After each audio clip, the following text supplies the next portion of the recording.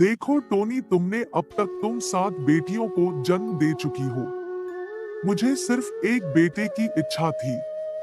इस बार बेटा ना हुआ तो तुम 8 बेटियों की माँ बन जाओगी और मैं तुम्हें घर से निकाल दूंगा। हे भगवान, इस बार तो मुझे एक बेटा दे दो, नहीं तो मेरे पति मुझे घर से बाहर निकाल देंगे। टोनी अंडे पर बैठी हुई थी। तभी अंडे टूटने की आवाज सुनकर टुन्नू आता है। टोनी, बताओ बेटा हुआ है या बेटी? अरे तुम जवाब क्यों नहीं देती हो? तुम रो रही हो। इसका मतलब तुम्हें फिर से बेटी हुई है। आजी, मैं आपको क्या बताऊं, ये आंसू दुख के नहीं, खुशी के आंसू है। भगवान ने इस बार हमें बेटा दिया है। अरे वाह, आओ बेटा मेरे पास आओ, अब से तुम मेरे साथ रहोगे। टोनी, मेरी बात सुनो। मैंने तुम्हें घर में इसलिए रखा हुआ था क्योंकि मुझे एक बेटा चाहिए था। अब तुम इन 7 बेटियों को लेकर इस घर से निकल जाओ।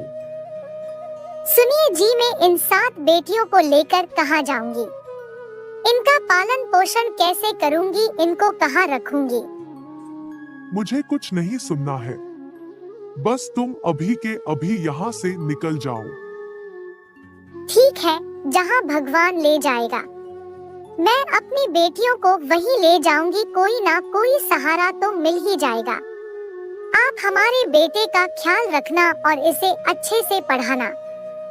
इतना कहकर टोनी अपनी 7 बेटियों को लेकर घर से निकल जाती है। वो दिन भर जंगल में भटकती रहती है कि उसे रहने के लिए कोई आशियाना मिल जाए, लेकिन उसे कोई जगह नहीं मिलती। आखिर में वो एक घर का दरवाजा खटखटाती है। तभी एक चिड़िया बाहर निकलकर आती है। क्या काम है बताओ? बहन, मुझे तुमसे एक मदद चाहिए। मेरे पति ने मुझे मेरी बेटियों के साथ घर से निकाल दिया है और मेरे पास रहने के लिए घर नहीं है। क्या मैं कुछ दिन तुम्हारे घर में रह सकती हूँ? कुछ दिन के अंदर में दूसरा घर ढूंढ लूंगी और फिर यहाँ से चली जाऊंगी। बहन, मेरी मदद करो। अगर किसी के पास घर नहीं है तो उसे अपने घर में रखना मेरा ठेका नहीं है। और वैसे भी तुम्हारी इतनी सारी बेटियां हैं, मुझे इनसे अपना घर गंदा नहीं कराना।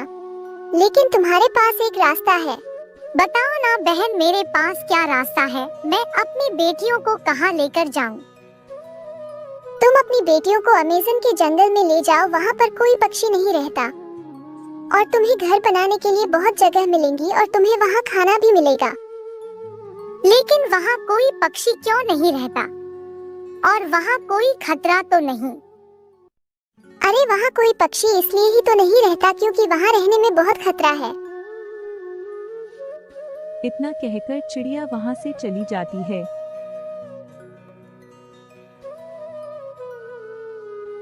माँ, मुझे बहुत भूख लगी है। माँ, मुझे खाना दो, नहीं तो मैं भूख से मर जाऊंगी। माँ। अब बेचारी टोनी के पास उस जंगल में जाने के अलावा कोई रास्ता नहीं बचा था। अब भगवान के भरोसे में तुम सभी को उस जंगल में ले जा रही हूँ। इसके अलावा मेरे पास और कोई रास्ता नहीं बचा। इतना बोलकर टोनी अपनी बेटियों को अमेज़न के जंगल में ले जाती है। वहाँ उसे एक खाली घर दिखता है। वो सभी उस घर में चले जाते हैं। मोनी बेटा, मैं तुम सभी के लिए खाना लेने जा रही हूँ। मेरे जाते ही दरवाजा बंद कर लेना और चाहे कुछ भी हो जाए, जब तक मैं ना कहूँ दरवाजा मत खोलना। जब मैं लौट कर आऊंगी तो मैं ये आवाज निकालूंगी, मैं आई, दरवाजा खोलो। ये सुनते ही दरवाजा खोल देना। ठीक है माँ, जब मैं ये आवाज सुनूंगी तभी दरवाजा खोलूंगी, लेकिन आप जल्दी से लौट कर आना। टोनी जैसे ही खाना ढूंढने के लिए घर से निकलती है। आज तो मेरा काम बन गया। अब मैं इस चिड़िया के बच्चों को खा जाऊंगा। चील दरवाजा खटखटाती है। लगता है कोई दरवाजे पर है, लेकिन माँ ने मना किया था कि जब तक मैं ना बोलूं दरवाजा मत खोलना, इसलिए हम दरवाजा नहीं खोलेंगे। ये लोग दरवाजा क्यों नहीं खोल रहे हैं? लगता है मुझे इनकी माँ की तरह आवाज निकालनी पड़ेगी, तब ये दरवाजा खोलेंगे। मैं आई, दरवाजा खोलो। माँ आ गई, अब दरवाजा खोल देती हूँ।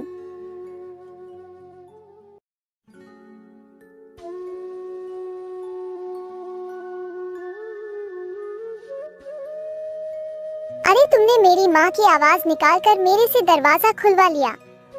चले जाओ यहाँ से, नहीं तो मेरी माँ तुम्हें नहीं छोड़ेगी। तुम्हारी माँ मेरा क्या कर लेगी? अब मैं तुम सबको खा कर ही जाऊंगा। मुझे किसी तरह इसे बातों में लगाकर रखना पड़ेगा, हो सकता है तब तक माँ आ जाए। अगर तुमने मेरी किसी भी बहन को हाथ लगाया तो मैं तुम्हें मार डालूंगी। तुम बहुत बोल रही हो। सबसे पहले मैं तुम्हें ही खाता हूँ। जैसे ही चिल मोनी को खाने के लिए आगे बढ़ती है, तभी टोनी वहाँ आ जाती है। खबरदार चील, अगर तूने मेरी बेटी को छुआ तो मैं तुम्हारी जान ले लूंगी। मैं तेरे सामने ही तेरी बेटी को खाऊंगा। तभी टोनी चील पर हमला कर देती है। दोनों में लड़ाई होने से चील की मौत हो जाती है और टोनी घायल हो जाती है। मोनी बेटा, अब मेरे पास ज्यादा समय नहीं रहा तुम्हारी सुरक्षा करने के लिए। अब मैं नहीं रहूंगी, इसलिए तुम अपनी बहनों को लेकर इस जंगल से चली जाना। ये जंगल तुम्हारे लिए सुरक्षित नहीं है बेटी। टोनी इतना बोल ही रही थी, तभी उसकी मौत हो जाती है। आप हमें छोड़कर चली गई, अब हम आपके बिना कैसे जिएंगे माँ? सभी बेटियां दुखी मन से उस जंगल को छोड़ देती है। मोनी दूसरे जंगल में घर ढूंढ लेती है और सभी बहनें मेहनत करके अपना पेट पालती है। एक दिन उन्हें एक चिड़ा दिखता है, वो बैठा हुआ रो रहा था। तभी मोनी उसके पास जाकर पूछती है, आपको क्या हुआ है? आप क्यों रो रहे हो? बेटा, आज मैं अपने बुरे कर्मों की सजा भुगत रहा हूँ। मैंने अपने बेटे के खातिर अपनी पत्नी और अपनी बेटियों को घर से निकाल दिया था, और मैंने जैसे ही उसकी शादी की, उसने अपनी पत्नी की खातिर मुझे घर से निकाल दिया। पिताजी, मैं आप ही की बेटी हूँ, आप चिंता मत करो, आप हमारे साथ चलो। बेटी, मुझे माफ कर दो। मैंने तुम सबको घर से निकालकर तुम्हारे साथ बहुत गलत किया था। पिताजी, आप हमसे माफी ना मांगो, आप हमसे बड़े हैं, चलो आप हमारे साथ चलो। इतना कहकर मोनी अपने पिता को अपने साथ ले आती है और वो सभी मिलकर खुशी खुशी साथ में रहने लगते हैं। एक बार की बात है, सुंदरवन जंगल में टोनी नाम की चिड़िया रहा करती थी। वह चिड़िया बेचारी बहुत मेहनती थी। वह चिड़िया बेचारी केले की खेती किया करती थी। कुछ दिन बाद जंगल में एक कालू कौवा रहने आता है। अरे, मैं इस जंगल में रहने तो आ गया, मगर मुझे तो इस जंगल के बारे में कुछ भी नहीं पता। कौन पक्षी क्या काम करता है और कौन पक्षी कितना अमीर है, मुझे इन सब बातों का पता लगाना होगा। फिर मैं इस जंगल में सबसे ज्यादा अमीर बनने की सोचूंगा। उसके बाद में सभी पक्षियों पर अपना हुक्म चलाऊंगा। ऐसा करूंगा कि मैं कल किसी पक्षी से पूछ लूंगा। बारिश का मौसम भी आने वाला था। उसके अगले ही दिन कालू कौवा एक पक्षी से जाकर सारी बात पूछता है। देखो भाई, मैंने तुम्हें मेरे जंगल के बारे में सारी बात बता दी, लेकिन तुम ये बताओ, तुम ये सब बातों को जानकर क्या करोगे? अरे नहीं नहीं बहन, मैं कुछ नहीं करूंगा। मैं तो इसलिए पूछ रहा था क्योंकि मैं भी अब कुछ ना कुछ काम करने की सोच रहा हूँ। मैं इस जंगल में नया नया आया हूँ, मुझे कुछ पता भी नहीं था। अब तुमसे पूछकर मुझे पता चल गया है। मैं कुछ काम शुरू करूंगा। इतनी बात कहकर कालू कौवा अपने घर आ जाता है। अच्छा, तो टोनी चिड़िया है इस जंगल में सबसे ज्यादा अमीर, क्योंकि ये केले की खेती करती है। अब मुझे कुछ ना कुछ करना होगा। इस टोनी चिड़िया को मुझे सबक सिखाना होगा, तब मैं अमीर हो पाऊंगा। बस मैं मौके के इंतजार में रहूंगा। जिस दिन मुझे मौका मिल गया, मैं नहीं छोड़ूंगा। दूसरी तरफ टोनी चिड़िया अपने खेत की खूब देखभाल कर रही थी। लगता है मुझे अब घर चलना चाहिए, बारिश भी आने वाली है, नहीं तो मैं बारिश में भीग के बीमार हो जाऊंगी और फिर मेरे खेत की देखभाल कौन करेगा? ये क्या, बारिश भी आने लगी है, मुझे घर चलना चाहिए। उसके बाद टोनी चिड़िया तुरंत अपने घर आ जाती है और अगले दिन ही उसको बहुत तेज बुखार हो जाता है। ये तो मेरे साथ सही नहीं हुआ, क्योंकि ये सब मेरी ही गलती है। मैंने बारिश में जाकर खेत की देखभाल की, इसकी वजह से मुझे बुखार आया है। अब तो मैं जब तक नहीं जाऊंगी जब तक मेरा बुखार ठीक ना हो जाए। फिर इस बात का पता कालू कौवा को चलता है। मेरे पास यही एक मौका है। अभी जाकर टोनी के खेत से उसके सारे केला तोड़ लेता हूँ और उन केलों को बेच दूंगा। अच्छे रेट में बिक जाएंगे, सारे केले मेरे पास अच्छे पैसे भी हो जाएंगे। उसके बाद मैं सबसे अमीर भी हो जाऊंगा। उसके बाद मैं सभी पक्षियों पर अपना हक जताऊंगा। उसके बाद कालू कौवा टोनी चिड़िया के खेत से सारे केले तोड़ के बाजार में बेचने लगता है। उसके सारे केले बहुत अच्छे दाम में बिक जाते हैं और वह बहुत सारे पैसे लेकर अपने घर आ जाता है।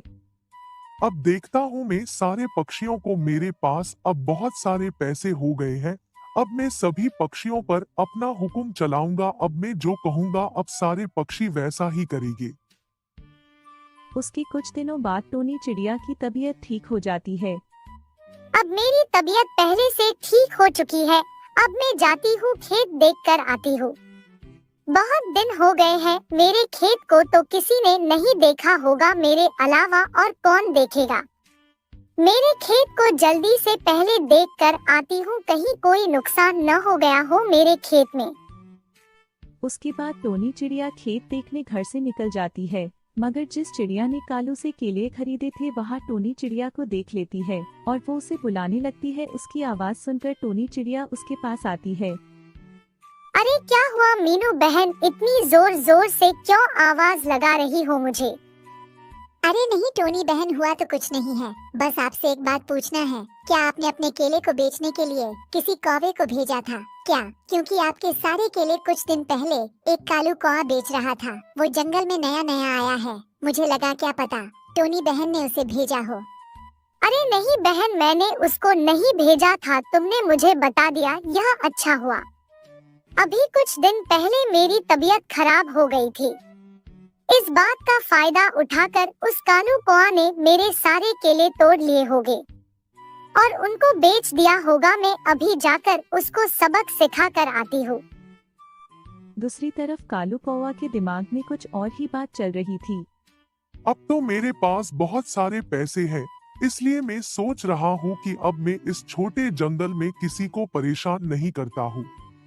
इतने पैसे लेकर तो मैं कहीं दूसरे बड़े जंगल में जाऊंगा और वह के पक्षियों पर अपनी हुकूमत चलाऊंगा। चलो चलता हूँ यहाँ से किसी दूसरे बड़े जंगल में।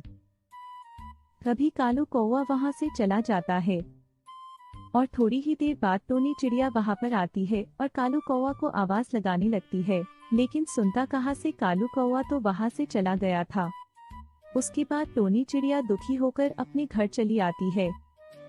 हे भगवान, यह मेरे साथ ठीक नहीं हुआ। मैंने इतनी मेहनत करके केलों को पाला था, पर उस कालू ने तो सारा धंधा चौपट कर दिया। उसने मेरे साथ सही नहीं किया। अब मैं कहाँ जाऊंगी? उसी की वजह से तो मेरा सारा घर चलता था। अब मैं क्या करूं? मेरे तो कुछ समझ नहीं आ रहा। कुछ ना कुछ तो मुझे करना होगा।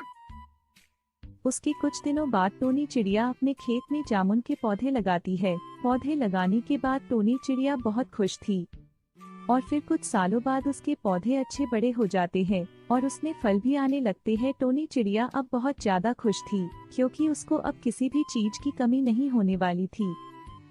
समय ऐसे ही बीत जाता है। टोनी चिड़िया अपनी जामुन बेचकर अच्छे पैसे कमा लेती है। पेड़ पर एक टुनटुनी चिड़िया रहा करती थी और उसी पेड़ के सामने ही एक दूसरे पेड़ पर कालू कौवा का घोंसला भी था।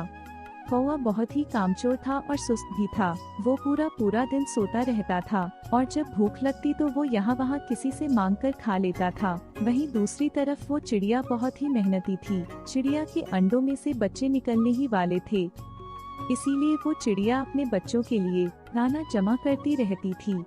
एक दिन चिड़िया ने सोचा, अरे मेरा घोंसला तो बहुत ही कच्चा है और बरसात भी करीब है। अगर बरसात से पहले मैंने अपना घोंसला पक्का नहीं किया तो मेरे अंडे खराब हो जाएंगे। चिड़िया बहुत ही मेहनत करती और आखिर 1 महीने के बाद उसने अपना एक पक्का घर तैयार कर लिया था और अब इस चिड़िया को बरसात की कोई भी चिंता नहीं थी। अब मैंने अपना पक्का घर तैयार कर लिया है। अब मेरे बच्चे बारिश में नहीं भीगेंगे। वहीं दूसरी तरफ उस कामचोर कौवा को कोई भी चिंता ना थी। वो बस पूरे दिन अपने घोंसले में आराम करता रहता था। एक दिन टुनटुनी चिड़िया उस कौवे के पास आई और उससे कहने लगी, कालू भैया, अब ऐसी भी क्या सुस्ती? सारा दिन आराम करते रहते हो। कुछ तो काम किया करो, बरसात का मौसम करीब है। मैंने अपना घोंसला पक्का कर लिया है, तुम भी अपना घोंसला पक्का कर लो, वरना कहाँ रहोगे तुम। चिड़िया बहन, तुमने अपना घोंसला पक्का कर लिया है तो मुझे मत सिखाओ। जब बारिश होगी तब मैं देख लूंगा। तुम यहाँ से जाओ, मेरा सुकून मत खराब करो। कौवे की यह बात सुनकर चिड़िया उदास होकर वापस अपने घर आ जाती है। मैंने तो कालू भैया की अच्छाई के लिए बोला था, कालू भैया तो मुझ पर ही गुस्सा हो गए। दिन बीतते गए, चिड़िया के घर 4 खूबसूरत से बच्चे हुए। चिड़िया बहुत खुश थी।